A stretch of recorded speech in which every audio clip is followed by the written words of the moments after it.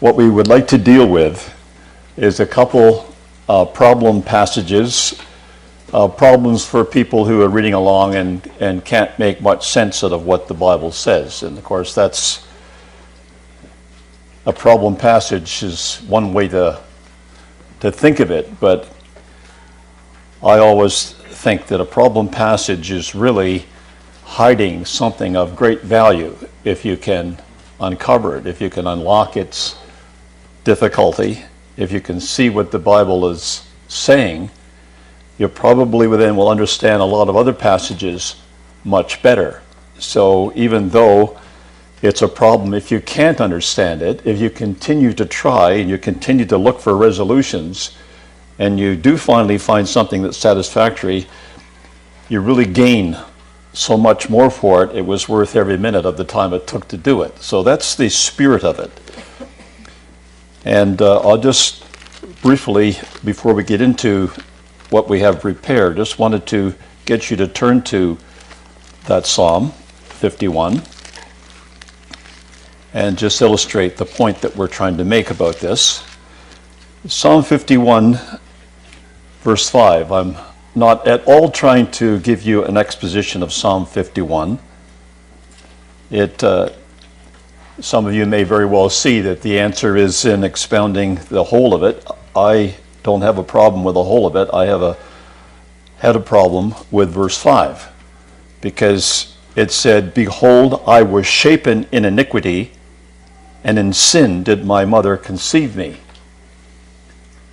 And since David is talking about a sin, and he's talking about a sin which everyone gets to know by the fact that the Bible speaks about it, and by the fact that the Bible has spoken about it, everybody has read the Bible, knows about it, there would be hundreds of millions of people knew about this sin. So to understand what he means when he says this in verse 5 is to think about what he meant by his mother. What mother is he referring to? Is he referring to his literal mother? Is he referring to an ancestor, maybe going back to Eve? What does he mean when he says, "I was shapen in iniquity, and in sin did my mother conceive me"?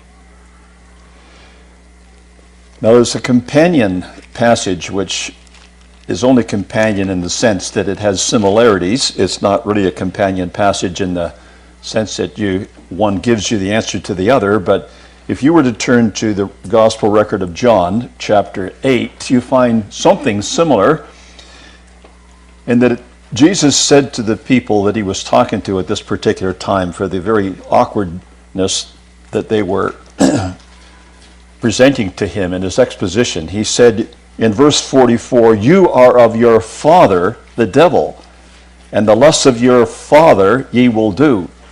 He was a murderer from the beginning, and abode not in the truth, because there is no truth in him. When he speaketh a lie, he speaketh of his own, for he is a liar, and the father of it." So the passage in Psalm presents who is the mother. The passage in John presents who is the father. Like, who is he speaking of? Would they have understood who he was speaking of? And how certain can we be of our resolution of these matters? So that's the areas that my mind was working on and trying to resolve these, so that I have a better understanding of the whole setting because of this. So we just go through the psalm, and then we can maybe put some sense to the verse. So it is a psalm of David, and we're given in the title that it was when Nathan the prophet came to him after he'd gone into Bathsheba. So we don't want to go into all that record, because we assume that most of us, if not all of us, understand that. But what David said is really quite important. "Have mercy upon me, O God, according to thy loving kindness. According to the multitude of thy tender mercies, blot out my transgressions. Wash me thoroughly from mine iniquity, and cleanse me from my sin. For I acknowledge my transgressions, and my sin is ever before me. Against thee only have I sinned, and done this evil in thy sight, that thou mightest be justified when thou speakest, and be clear when thou judgest. Behold, I was shapen in iniquity, and in sin did my mother conceive me. Behold, thou desirest truth in the inward parts, and in the hidden part thou shalt make me to know wisdom. Purge me with hyssop, and I shall be clean. Wash me, and I shall be whiter than snow. Make me to hear joy and gladness, that the bones which thou hast broken may rejoice. Hide thy face from my sins. Blot out all mine iniquities. Create in me a clean heart, O God, and renew a right spirit within me. Cast me not away from thy presence. Take not thy Holy Spirit from me. Restore unto me the joy of thy salvation, and uphold me with thy free spirit. Then will I teach transgressors thy ways, and sinners shall be converted unto thee. Deliver me from blood guiltiness, O God, thou God of my salvation, and my tongue shall sing aloud of thy righteousness. O Lord, open thou my lips, and my mouth shall show forth thy praise. For thou desirest not sacrifice, else would I give it. Thou delightest not in burnt offering. The sacrifices of God are a broken spirit, a broken and a contrite heart. O God, thou wilt not despise. Do good in thy good pleasure unto Zion. Build thou the walls of Jerusalem. Then shalt thou be pleased with the sacrifices of righteousness, with burnt offering and with whole burnt offering. Then shall they offer bullocks upon thine altar. Now, by just reading the psalm and getting just some of the basic language in our minds, it would seem that David intended that people should read this to learn how to deal with sin like he had committed. Because there was no sacrifice that he could offer, he must have felt, and maybe for a good deal of time, was really wrenched in what he would do about this when it came to his mind in its fullest sense. It's interesting. It doesn't take long for one to come to their mind in an act like he had committed. If you think of Amnon, it was probably moments after he had committed his sin that he came to see, and probably very clearly, how foolish he had been. But David wrestled with this, it looks like, for about 9 months. And if the judgment that Nathan spoke to him about, that the child would die, meant that when he actually had the words of Nathan to listen to, the child was born, then yes, it was that long. Which David talked about, my bones are just sort of just agonizing because of the heavy hand of God upon me. And that must have been through his mind, through the lack of peace that he had and the lack of ability to see how to deal with this. But having got that far, then he was prepared to cooperate, obviously, with God and inspiration to write this. So every part of it must be very instructive, and that's why, looking at verse 5, it was so meaningful to me to find an answer to that. What did he mean? So just go through them. I'm sorry I didn't advance those slides if you're following along. In Psalm 51, then, the verse, "Behold, I was shapen in iniquity, and in sin did my mother conceive me," is the key verse. And I've just put a little modification of the title there, David's mother, or Eve. In other words, going back right to Eve. What was he actually referring to? And that's when we would look at every other part of Scripture we could to try to find a suitable answer to that. And there weren't, to my mind, when I was looking through it, a whole lot to work on. But this was one of the ones that came out of the text to me and had something to say, because this comment in Genesis 3 verse 20 seemed to me to be either out of order or illustrating something that doesn't necessarily just follow. Like, why would he, when God talked about the judgments upon Adam in verse 19 to say, in the sweat of thy face thou shalt eat bread till you return to the ground, for out of it wast thou taken, and dust thou art, and unto dust shalt thou return. And then, the immediate next verse seems to be not a flowing on from that, but it does tell us, further facts about it. Adam called his wife's name Eve because she was the mother of all living, which was a different name than he had called her when he recognized that she was bone of his bone and flesh of his flesh. So he's trying to illustrate that Eve would be the mother of all living. Now, she's obviously not the mother of animals, so he's referring, you would assume, in this, unless someone sees it to be more than that. He's talking about all the people that would come from her, all of her children. Unto Adam and also to his wife did Yahweh God make coats of skins and clothe them.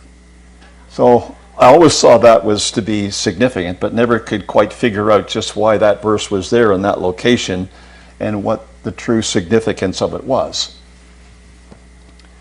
We know this verse. This verse is talked about a lot more than other verses. In Genesis 3, verse 15, in the conversation that God had with the serpent, just connecting it to verse 14, Yahweh God said unto the serpent, because thou hast done this, thou art cursed above all cattle and above every beast of the field.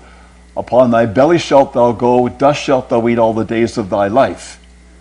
And I will put enmity between thee and the woman, between thy seed and her seed. It shall bruise thy head, and thou shalt bruise his heel. And of course, it's not just Christadelphians, but people who have read the Bible and looked at that have seen that was a prophecy about an enmity between thee and the woman, between her seed and the serpent's seed. Now that would be a bit of a stretch if we really thought that that was to be literally taken, that there was going to be some later serpent, literally, a descendant of that serpent, that was going to be the one that would be in conflict with the descendant of the woman and that particular descendant. So I think any one of us that reads it would sort of tuck that away as well as a significant part of the prophecy and of the story, but not specific enough that we can just immediately see what it means. So we continue. And there's a number of things that stand out. So if you go to 1 John chapter 3, there's this comment about Cain, which is hard to put into place, but it obviously fits there somewhere, because in verse 11 it says, this is the message that you heard from the beginning, that we should love one another, not as Cain, who was of that wicked one, and slew his brother. And wherefore slew he him? Because his own works were evil and his brother's righteous. Well, quite apart from what other is said in verse 12, the bolded part stands out, that he was of the wicked one. So who was the wicked one? Was the wicked one Adam? I mean, our minds would be naturally directed to Adam. He was his father. Or was it something else? And of course, if you start reading commentaries, like some of the commentaries that other Christian groups have said or stated what they believed about it, you get all kinds of weird things that relate to their beliefs. So that didn't help. But Brother Thomas has stated it in Help Us Israel. And even though you have to, there's a bit of a stretch in Brother Thomas's exposition, you have to agree with him, because it's not as if he's pointing out something where the answer is obvious, but he does suggest something which I believe is a satisfactory answer. And I just wanted to go through what he says here, and we'll take it. There's 3 slides relating to this, and I've just made it 3 slides so we can get font big enough you can all see. So he says, as I have remarked before, sin is personified by Paul as preeminently a sinner, and by another apostle as the wicked one, and slew his brother. There is precision in this language, which is not to be disregarded in the interpretation. Cain was of the wicked one. That is, he was a son of sin, of the serpent sin, or original transgression. The Mosaic narrative of facts is interrupted at the end of the 6th verse of the 3rd chapter. Now, you might just turn there, because you need to see this so you can see exactly what he's saying. So that's Genesis chapter 3 at verse 6, which reads, "When the woman saw that the tree was good for food, that it was pleasant to the eyes, a tree to be desired to make one wise, she took of the fruit thereof and did eat, and gave also unto her husband with her, and he did eat." And then he says, it's interrupted there. The fact passed over there, though implied in the 7th verse, is plainly stated in the 1st verse of the 4th chapter. Well, what's implied in the 7th verse? "The eyes of them both were opened, and they knew that they were naked. And they sewed fig leaves together and made themselves aprons." Now, it's clearly stated, he says, in the 1st verse of the 4th chapter, which is, "Adam knew Eve, his wife. She conceived and bare Cain, and said, I have gotten a man from Yahweh." I must say that although I've read Elpis Israel more than once, I never really had paid enough attention to what he was saying here to go and see whether that really was the way I would have read it if I had tried to connect those things. And I must say I had to think a lot about what Thomas was saying to see, but when I went on and what he had to say, it became more convincing. So he says, these texts conjoined, read this, in other words, if you join verse 6 of 3 to verse 1 of chapter 4, "And Eve gave unto her husband, and he did eat with her. And Adam knew Eve his wife, and she conceived. And the eyes of them both were opened, and they knew they were naked." So he's saying that this conception took place immediately after they partook of the fruit. And then God speaks to them. Then they make clothing to cover their nakedness, etc. "The eyes of them both were opened, they knew that they were naked." Now here was a conception in sin, the originator of which was the serpent. "When therefore in the set time afterwards Eve bare Cain, though procreated by Adam, he was of the serpent, seeing that he suggested the transgression which ended in the conception of Cain. In this way, sin in the flesh being put for the serpent, Cain was of that wicked one, the preeminent sinner, and the firstborn of the serpent's seed." I don't know if I could have got that out of that myself. Having read it a number of times, it was really this exposition of John Thomas that put that together, and then looking at some of these other passages, started to see much more sense than I could any other way. That in the conception occurred at the particular time just after they partook of the fruit. So he says it's as if the procreation was obviously performed by Adam, but he was the son of the serpent because he suggested the transgression which ended in the conception of Cain. So we're looking at a father and we're looking at a mother, which are used in an unusual sense in other parts of the Bible, but that's where we got their beginning. In this way, now the bolding there is mine, not John Thomas. You don't see that in Elpis Israel. In this way, sin in the flesh, that expression, sin in the flesh, only used once in the scriptures, but he's using it, I'm not sure he's necessarily thinking of the place where it is used in the scripture, but using it for the fact that we now have inherited something from Adam and Eve, being put for the serpent. Cain was of that wicked one, the preeminent sinner, and the firstborn of the serpent's seed. Now that blending of figurative things with natural things has always been very confusing in the Bible. But it is so important to be able to sort it out that our approach to would be that we would say, look, this has got to be natural unless it cannot be natural. Well, it couldn't be natural.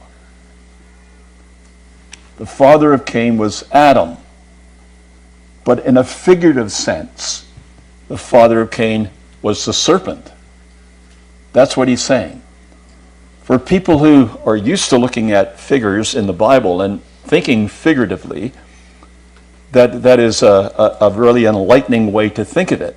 But it would not occur unless we were having problems with, say, John 8. We couldn't really make sense of what was said in 1 John chapter 3. So we come back to this explanation. Now he goes on, and this is where it becomes, I think, more convincing as well. So he says, every son of Adam is conceived in sin and shapen in iniquity. That's Psalm 51, verse 5. See, every son, so it's not just Cain. Every son of Adam is conceived in sin and shapen in iniquity, and therefore sinful flesh, on the principle that what is born of the flesh is flesh, if he obeys the impulses of his flesh, he is like Cain, of the wicked one. But if he believe the exceeding great and precious promises of God, obey the law of faith, put to death the unlawful obedience to his propensities, he becomes a son of the living God, and a brother and a joint heir of the Lord Jesus Christ, of the glory to be revealed in the last time. Now that's a huge and very important thing to understand, of how what we're looking at as the descendants of the serpent is not little serpents. Although I'll look at a verse in a minute and you'll have to decide whether you to just reconsider that. We see it in a figurative sense, as he says, if he obeys the impulses of the flesh, he is like Cain, of the wicked one. And that's the important thing, and that is an answer to Psalm 51, verse 5.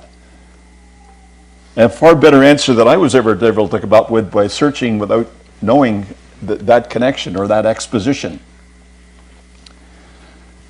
So let me just go through a couple other things that make maybe even a little more sense now when you think of it that way. So in Numbers 21, we know we have this incident in Israel's history where it says, the people spake against God, against Moses, wherefore have you brought us up out of Egypt to die in the wilderness? There's no bread, there's no water, and our soul loatheth this light bread. All of the bolding is mine.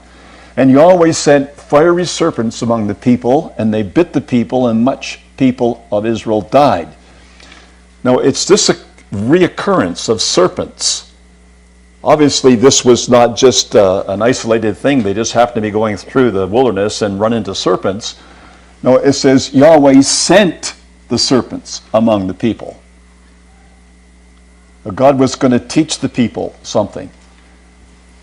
And in verse 8, Yahweh said unto Moses, when the people appealed to God, and I mean there's a lot of wonderful things about this to illustrate a bigger picture that fits other passages. But just quickly, in the points we need to make here to connect where we're going, Yahweh said unto Moses, make thee a fiery serpent, set it upon a pole, and it shall come to pass that every one that is bitten, when he looketh upon it, shall live. And Moses made a serpent of brass, put it on a pole, and it came to pass that if a serpent had bitten any man, when he beheld the serpent of brass, he lived. Now there's, I don't know if we can exhaust all of the things that we can learn from that episode. It's only got a few verses. It's pretty well all that the Bible has to say about it, except a comment or two in the New Testament. But it's a serpent. And it was biting people, and they were dying.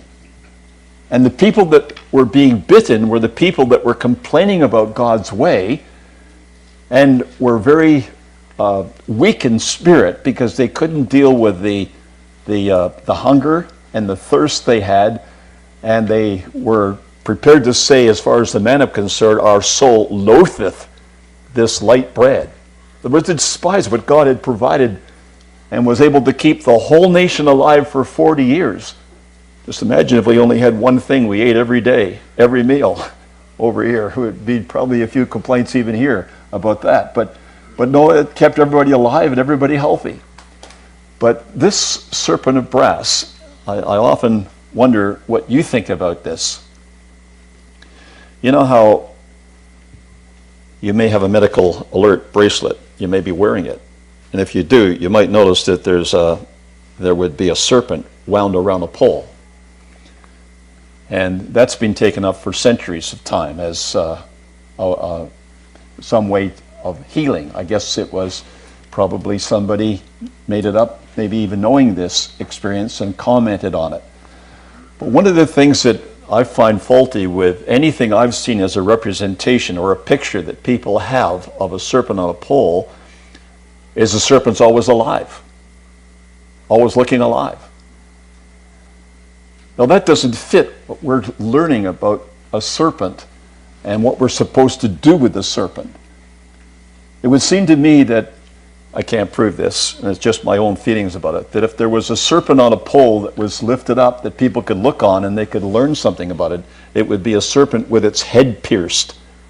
It would be attached to that post with a nail through its head. The serpent has to be dead for people to live.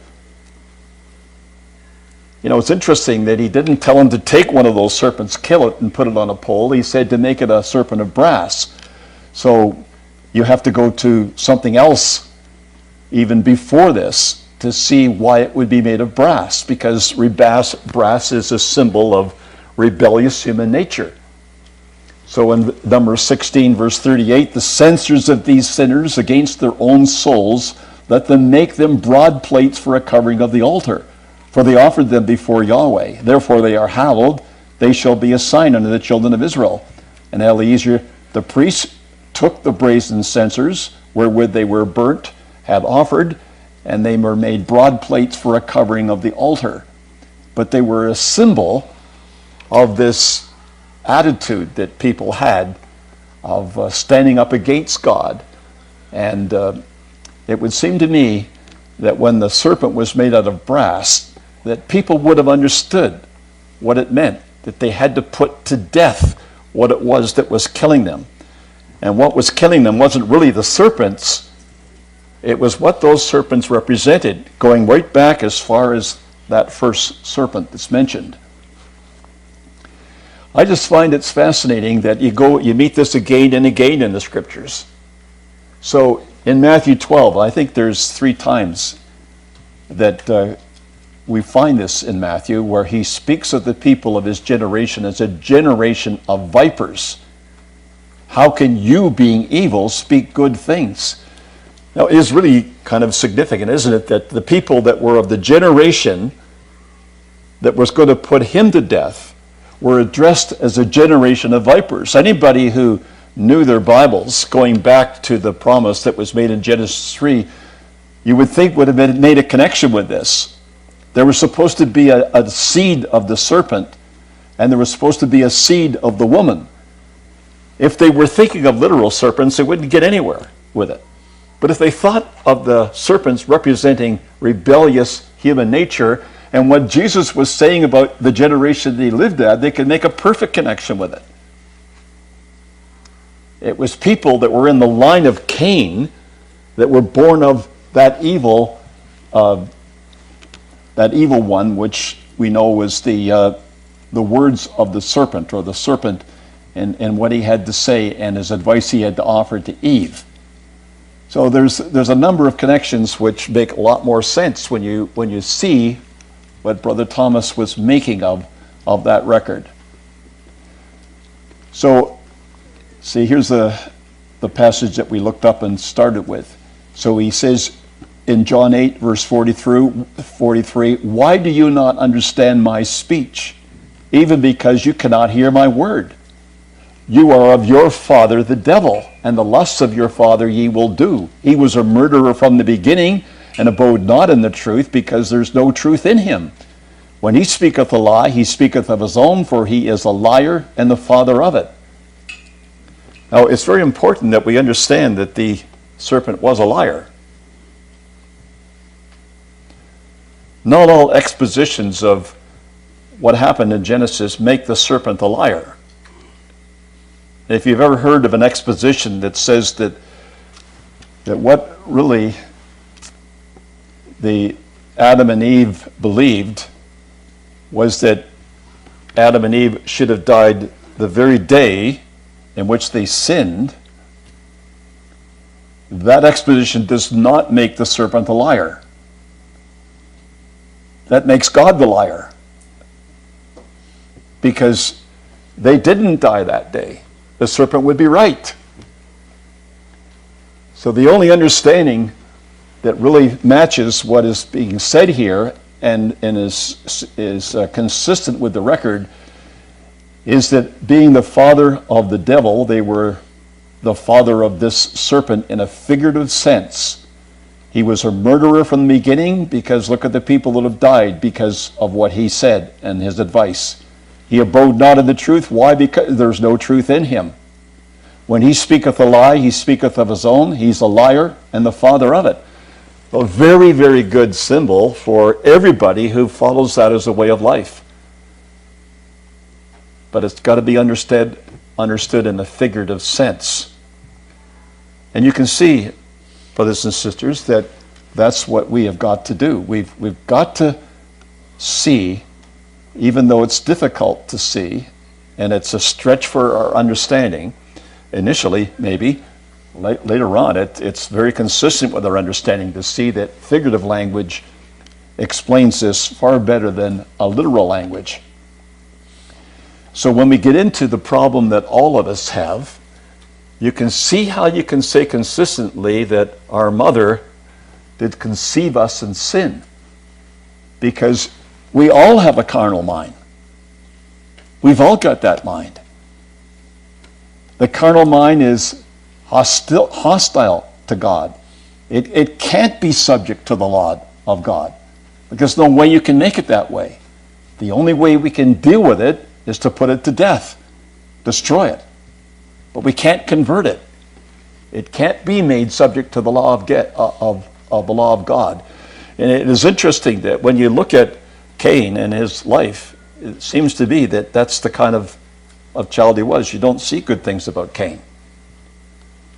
But you see a lot of others who seem to have followed Cain and therefore would be other descendants of the serpent in a figurative sense.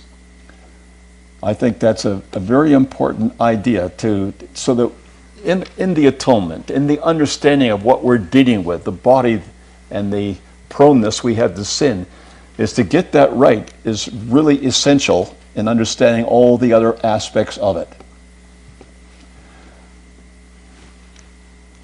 So I would just say that in exposition of Psalm 51 verse 5, when it says, "Against thee only have I sinned and done this evil in thy sight, that thou mayest be justified when thou speakest and be clear when thou judgest. Behold, I was shapen in iniquity, and in sin did my mother conceive thee." That he was not speaking about his mother. It wasn't a condemnation of his actual literal mother, but he was acknowledging something that maybe there were very few other people that ever acknowledged, that maybe he never heard anybody else explain it that way. But with God's Spirit upon him, he was saying things that the hundreds of millions of people that have read this whole record, if they put the time and effort into it, would understand a whole lot more because of verses like verse 5, "In sin did my mother conceive me."